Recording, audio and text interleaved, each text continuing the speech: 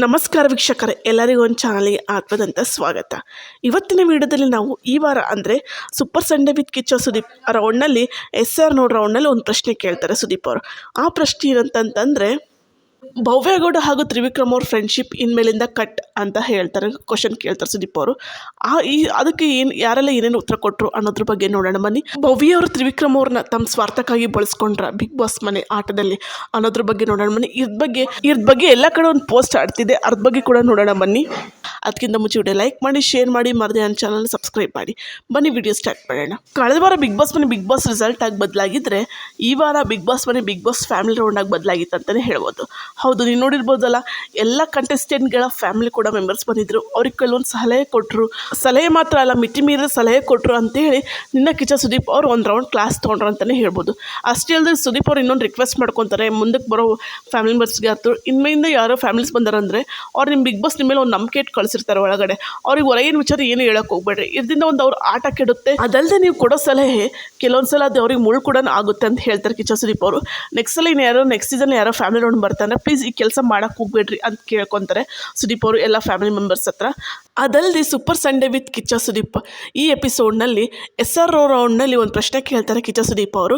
ಅದು ಬಂದು ತ್ರಿವಿಕ್ರಮ್ ಹಾಗೂ ಭವ್ಯ ಫ್ರೆಂಡ್ಶಿಪ್ ಇನ್ನು ಮುಂದೆ ಕಟ್ ಅಂತೇಳಿ ಒಂದು ಕ್ವಶನ್ ಕೇಳ್ತಾರೆ. ಅದಕ್ಕೆ ಕಂಟೆಸ್ಟೆಂಟ್ಗಳೆಲ್ಲ ಅದಕ್ಕೆ ಉತ್ತರ ಕೊಡಬೇಕಿರುತ್ತೆ, SR ನೋ ಅಂತ ಕೊಡಬೇಕಿರುತ್ತೆ. ಆದರೆ ಅಲ್ಲಿ ಕುಂತಿರೋ ಕಂಟೆಸ್ಟೆಂಟ್ಸ್ಗಳು ಎಲ್ಲರೂ ಕೂಡ ನೋ ಅಂತಲೇ ಕೊಡ್ತಾರೆ. ಈವನ್ ತ್ರಿವಿಕ್ರಮ್ ಹಾಗೂ ಭವ್ಯಗೌಡರು ಕೂಡ ಅಷ್ಟೇ, ನಮ್ಮ ಫ್ರೆಂಡ್ಶಿಪ್ ಕಟ್ ಅಂತ ಕೇಳಿದಾಗ ಸುದೀಪ್ ಅವರು ಕೇಳಿದಾಗ ಎಲ್ಲರೂ ನೋ ಅಂತಲೇ ಇಟ್ಕೊತಾರೆ. ಸುದೀಪ್ ಅವರು ರಜತ್ ಅವ್ರನ್ನ ಕೇಳ್ತಾರೆ. ರಜತ್ ಅವರು ಹಾಗೇನಿಲ್ಲ ಸರ್, ಅವ್ರ ಫ್ರೆಂಡ್ಶಿಪ್ ಏನು ಕಟ್ ಆಗಿಲ್ಲ, ಈಗೂ ಕೂಡ ಹಂಗೆ ಇದೆ ಅಂತ ಕೇಳ್ತಾರೆ. ಹಾಗೆ ಹನುಮಂತ್ ಅವ್ರನ್ನ ಕೂಡ ಕೇಳ್ತಾರೆ. ಹನುಮಂತ್ ಅವ್ರು ಹಂಗೇನಿಲ್ಲ ಸರ್, ಅವ್ರು ನಿನ್ನೆಯಿಂದ ಮಾತಾಡ್ಕೊತಾನೆ ಇದ್ದಾರೆ, ಅವ್ರ ಫ್ರೆಂಡ್ಶಿಪ್ ಕಟ್ ಆಗಿದೆ ಅಂತ ನನಗೇನು ಅನಿಸ್ತಿಲ್ಲ ಅಂತ ಹೇಳ್ತಾರೆ. ಯಾರು ಹನುಮಂತ್ ಅವರು ಕೂಡ ಅಲ್ಲಿರೋ ಎಲ್ಲರೂ ಅದೇ ಆನ್ಸರ್ ಕೊಡ್ತಾರೆ ಅಂತಲೇ ಹೇಳ್ಬೋದು. ಆಗ ತ್ರಿವಿಕ್ರಮ್ ಅವ್ರಿಗೆ ಕೇಳ್ತಾರೆ, ಫ್ರೆಂಡ್ಶಿಪ್ ಏನು ಕಟ್ ಆಗಿಲ್ಲ ಸರ್, ಆದರೆ ಆಟಕ್ಕೋಸ್ಕರ ನಾವು ಇವಾಗ ಸ್ವಲ್ಪ ಬದಲಾಗ್ತಿದ್ದೀವಿ ಅಂತ ಹೇಳ್ತಾರೆ ಅಷ್ಟೇ. ನಮ್ಮ ಫ್ರೆಂಡ್ಶಿಪ್ ಇದು ಲೈಫ್ ಲಾಂಗ್ ಇರುತ್ತೆ ಅಂತ ಹೇಳ್ತಾರೆ ತ್ರಿವಿಕ್ರಮ್ ಅವರು. ಭವ್ಯ ಅವರು ಕೂಡ ಅಷ್ಟೇ, ಈ 3 ವಾರ ಇರೋದಲ್ವ ಸರ್, ಈ 3 ವಾರ ಮಟ್ಟ ಫ್ರೆಂಡ್ಶಿಪ್ ಇರುತ್ತೆ ಇರಲ್ವಾ ಅನ್ನಂಗಿಲ್ಲ, ಆದರೆ ಆಟಕ್ಕೆ ಅದು ಅಡ್ಡ ಬರಲಿಕ್ಕೆ ನಾವು ಇಬ್ಬರು ಆಟ ಆಡ್ತೀವಿ ಅಂತ ಹೇಳ್ತಾರೆ. ಈ ಫ್ರೆಂಡ್ಶಿಪ್ ಲೈಫ್ ಲಾಂಗ್ ಇರುತ್ತೆ ನಂದು ಮತ್ತು ತ್ರಿವಿಕ್ರಮ್ ಅವ್ರದ್ದು ಅಂತ ಹೇಳ್ತಾರೆ ಭವ್ಯಗೌಡ ಅವರು. ಈ ಕ್ವಶನ್ ಬಗ್ಗೆ ನಿಮಗೆ ಏನು ಅನ್ಸುತ್ತೆ ಅಂತ ಕಮೆಂಟ್ ಬಾಕ್ಸಲ್ಲಿ ಕಮೆಂಟ್ ಮಾಡಿ. ಅಷ್ಟೇ ಅಲ್ಲದೆ ನಿನ್ನೆ ಒಂದು ಎಪಿಸೋಡ್ ನೋಡಿರ್ಬೋದು ನೀವು, ನಿಜವಾಗ್ಲೂ ಭವ್ಯವರು ತ್ರಿವಿಕ್ರಮ್ ಅವ್ರ ಫ್ರೆಂಡ್ಶಿಪ್ನ ತಮ್ಮ ಸ್ವಾರ್ಥಕ್ಕೋಸ್ಕರ ಉಪಯೋಗ ಮಾಡಿದ್ರ.